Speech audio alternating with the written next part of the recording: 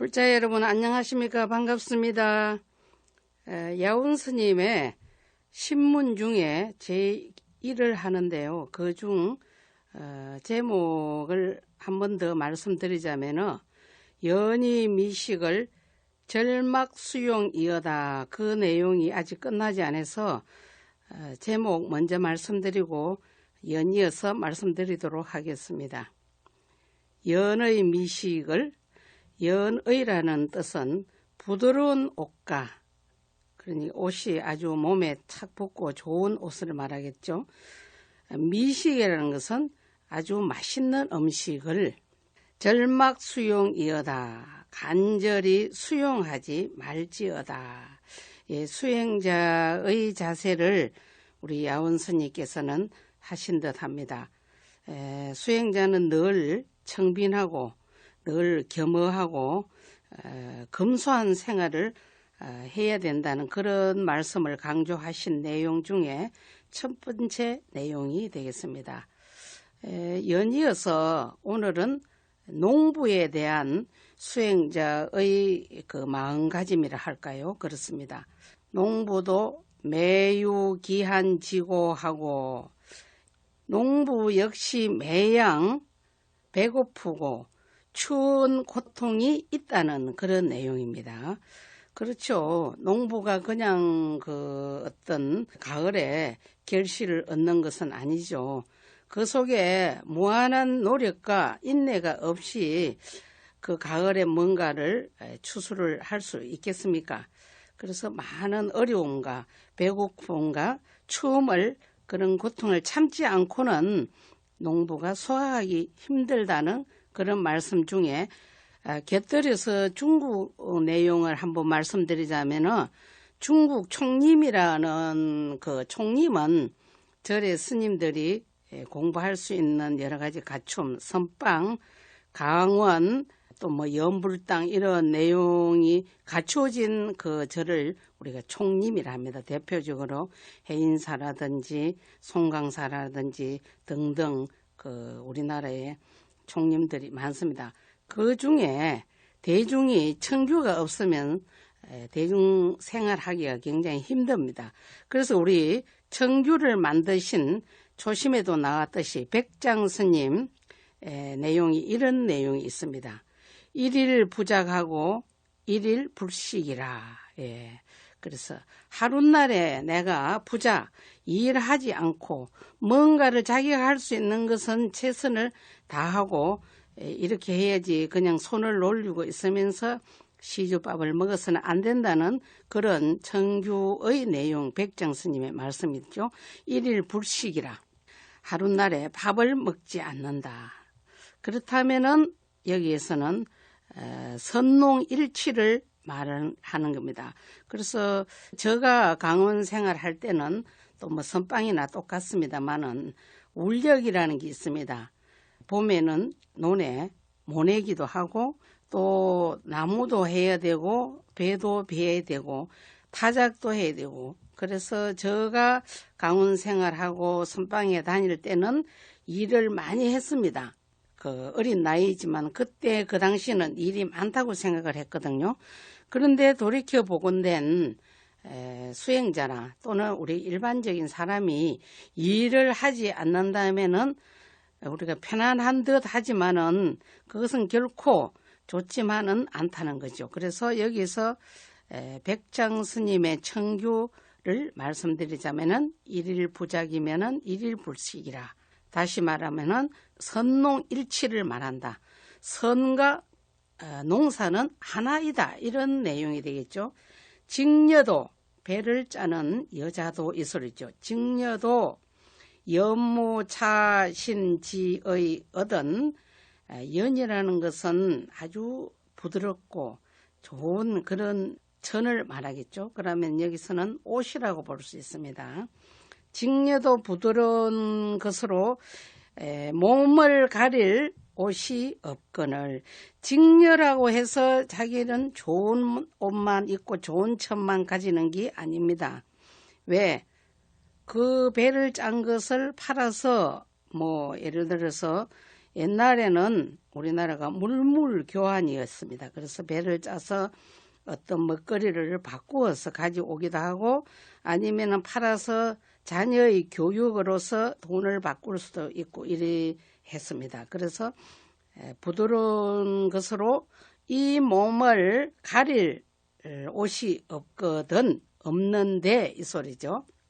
항장 유수언이 하물며 우리들이 아짜라는 것은 여기서 비단 야운스님 당신만 해당되는 것이 아니라 우리 모두라는 그런 의미가 되겠습니다.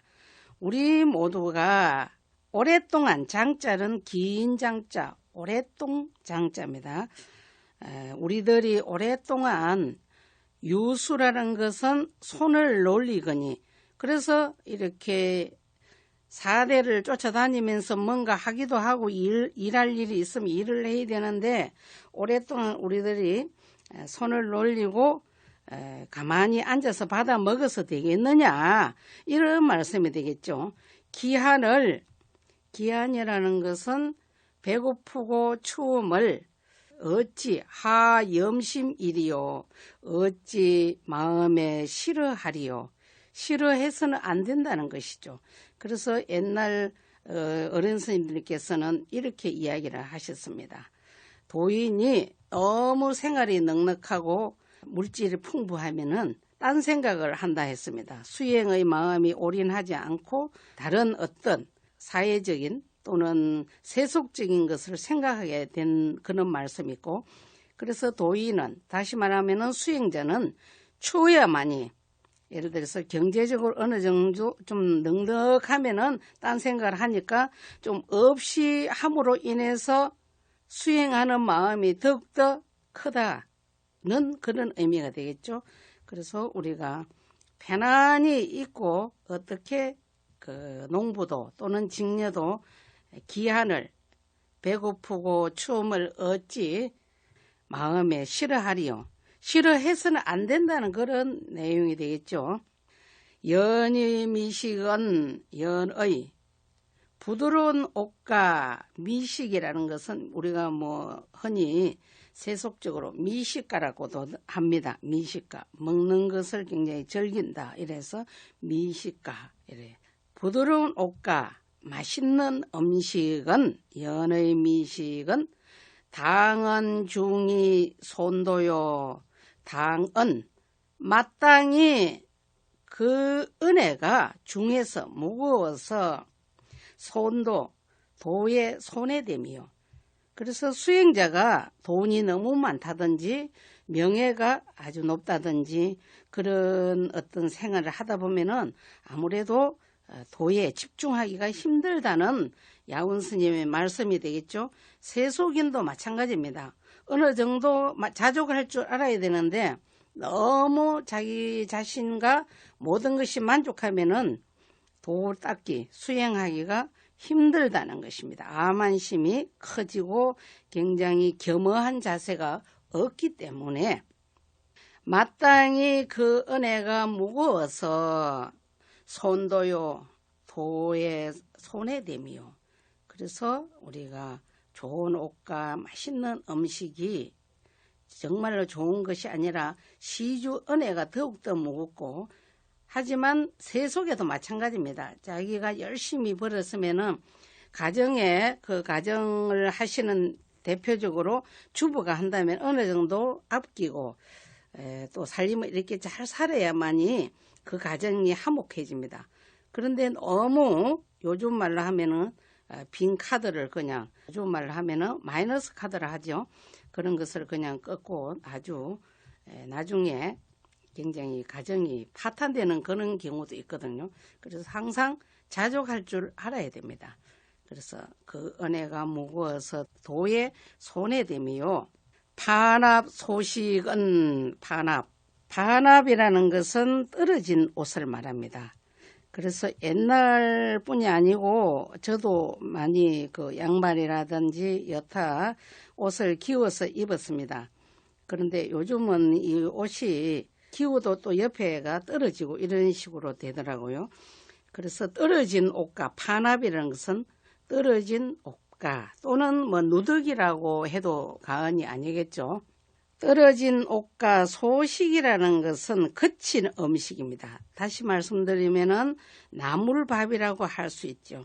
하지만 요즘은 새로이 돌고 돌아서 거친 음식이 우리 몸에 좋다 해서 굉장히 뭐 기름기라든지 인스턴트 음식이라든지 이런 음식보다는 나물밥 또는 그래서 요즘 뭐 사찰 음식 이런 것이 많이들 유행들 합니다. 그래서 소식이라는 것은 나물밥을 말합니다. 나물밥.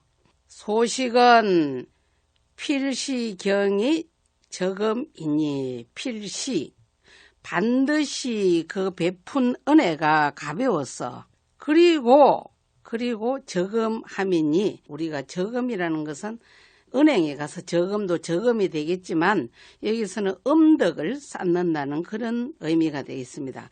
그래서 우리가 거친 음식과 떨어진 옷을 입는 것은 수행자는 특히 하나도 그것이 부끄러운 일이 아닌 일이라는 그런 내용이죠. 반드시 은혜가 가벼워서 조금 전에 우리가 연의 미식은 당이라는 말이 나왔고 여기에서는 반드시라는 말이 나왔습니다. 뜻은 똑같지만 상대구가 되겠죠. 은혜가 무겁고 여기에서 지금 말씀하시는 것은 은혜가 가벼워서 음덕을 저축함이니 쌓음이니 이 소리가 되겠죠. 금생에 미명심이면 금생에 우리가 이 목숨이 다하기 전을 우리가 금생이라고 합니다.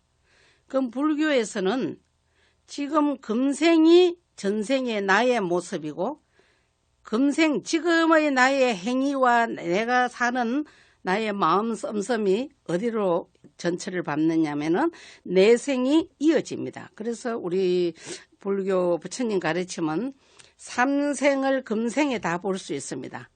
금생에 여러 가지로 너무 공곤하고 못 살고 모든 사람들이 나를 미워하고 질타하고 이렇게 질투하는 것은 전생에 나의 지은 그 행위가 금생에 받는 겁니다. 그래서 삼생을 금생에 우리가 다 볼 수 있다는 부처님 말씀이 되겠습니다. 금생에 미명심 마음을 밝히지 못한다면은 마음을 밝히지 못한다는 말씀을 드리자면은 예를 들어서 우리가 본인이 너무 금전적으로 물질적으로 너무 힘들다라고 생각이 들면은 어떻게 명심을 해야 되느냐? 전생에 내가 정말로 너무나 베푼 것이 없구나. 고로 조그만 한 것이지만 베풀면서 살아야만이 다음 생에 내가 좀 부유하게 살지 않을까. 이 자체가 바로 명심이 되겠습니다. 지혜가 없고 내 자신이 이렇게 지식이나 지혜나 그중에 물론 지식보다는 더 수승한 것이 지혜입니다. 그런 사람도 자기 자신이 명심, 뉘우치지 않기 때문에 다음 생에 연이어 간다는 이런 말씀이 되겠죠. 마음을 밝히지 못한다면, 마음을 깨달지 못한다면은 적수도 야 난손이라. 적수, 한 방울 물도 야, 여기에서 어미에 나올 때는 조사로 뭐뭐이니라 하지만 어두에 나올 때는 또한이라고 해석을 하고 있습니다. 적수도 물 한 방울이 대해를 이룬다는 그런 말도 있습니다. 한 방울 물이나 조그만한 것을 우리가 무시해서 안 된다는 그런 내용이 되겠죠. 물 한 방울도 또한 조그마한 것도 또한 녹이기 어렵나니라. 녹인다는 것은 그것을 자기가 계속 이렇게 제거할 수 있도록 노력을 하고 기도를 한다든지 베푸는 마음 또는 마음적으로 또는 누구를 만나더라도 항상 자기 자신을 낮추는 마음, 이런 그 자체가 바로 녹이는 것이라고 될 수 있지, 뭔가를 불때가 녹이는 것이 녹이는 게 아닙니다. 그런 의미니까 잘 아시기를 바라면서 송알, 그래서 기일을 축약해서 우리 그 야운 스님께서 말씀한 게 송알입니다. 다시 말하면은 세속으로 표현하면 식구가 송이 되겠습니다. 송알, 축약해서 엑기스라고 보시면 되겠죠. 송알, 책은 목가로 이 기장하고 책은 나무 뿌리와 나무 가일로 위 기장하고 줄일 기자 창자 장자죠. 그 줄인 창자는 것은 배고픔을 뭐로 위로를 하느냐. 나무 뿌리와 나무 가일로 그렇게 자연에 벗삼아서 이렇게 살지 너무 이렇게 세속에 연연하면서 잘 먹어야 된다는 이런 마음을 버리고 자연에 벗삼아서 살아가는 그런 내용이 되겠죠. 줄인 창자를 위로하고 송락초이로 송락이라는 것은 소나무에 붙어있는 넓적한 푸른 이끼라고 표현하기는 조금 더 개념이 큰 것이 송락이라고 보시면 되겠습니다. 송락초이로 풀로 옷을 만들어서 이런 내용이 되겠죠. 송락초이로 차 색신이어다. 색신이라는 것은 우리 몸을 말합니다. 우리 몸을 가릴지어다. 야학 청운 이 반여하고 야학이라는 것은 덜의 학과 푸른 구름으로서 반여라는 것은 벗을 삼고 벗을 자연에 돌아간다는 것이죠. 고잠유고 도잔연이여다. 고잠이라는 것은 높은 어떤 그 매뿌리와 깊은 계곡에서 잔년이라는 것은 남은 여생을 살지어다. 이런 내용이 되겠습니다.